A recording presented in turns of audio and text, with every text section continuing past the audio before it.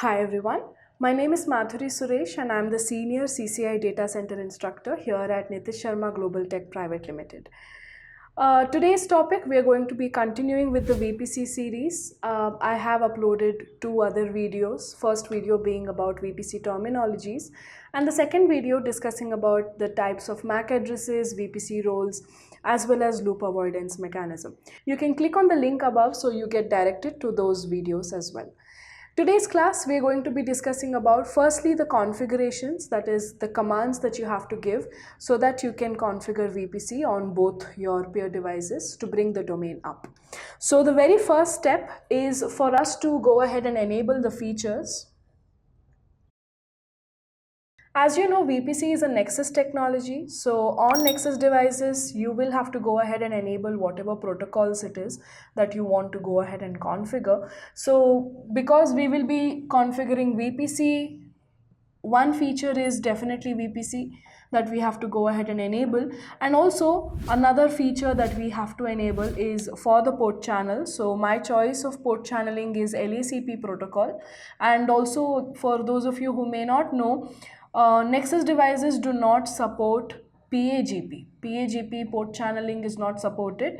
So you can go for static port channel or you can go for LACP. So we'll have to go ahead and enable the features for both of these protocols.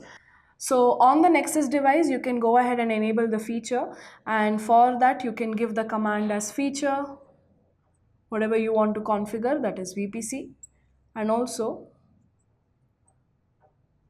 feature LACP. The second step is for us to go ahead and create the VPC domain between both of these devices, and in order for us to create the domain, we will have to configure the domain ID, and the domain ID range we had discussed it previously. It's between 1 to 1000. So you can give any domain ID of your choice, but please make sure whatever domain ID it is that you are giving has to be the same on both of these devices. So the next is to basically create VPC domain, and in order for us to configure this, the command is VPC domain and whatever domain ID it is that you'd like to give. Third step. Next step is to establish peer keep alive connectivity. So peer keep alive is this dotted link between the two peer devices. Now peer keep alive is a layer 3 link, and we have also discussed about the different ways that you can establish peer keep alive connectivity. For today, I'm just going to be using management IP address. So let's assume the management IP address of A is 10.1.1.1/24 and management IP address of B is 10.112/24. Okay, so based on the management IP, I'm going to be going ahead and establishing my peer keep alive. So for this, what you have to do is go on the device and give the command peer keep alive destination and whatever is the destination IP address. So IP address, of course, if I'm configuring on A, if I've logged into A, my destination IP address is going to be the IP address or the management IP address of B, and vice versa. If I'm on B, destination IP address is going to be the management IP address of A. If you want, you can also mention the source IP address. This is optional. If you want, you can mention this. Even if you don't, it's fine. Until here, you can go ahead and give the command. It will get accepted. The fourth step is once your peer keep alive has been established, next is time for peer link. So the fourth step is to establish peer link connectivity. Now please remember, I may have mentioned it earlier, peer keep alive has to be established before peer link. Peer link will only come up once and if your peer keep alive is active. So even when you are configuring, please make sure that your peer keep alive is configured first and only then the peer link is configured. So peer link configuration is Fairly simple. You just have to configure a port channel. Peer link must always be put into a port channel, so you can configure any ID for it.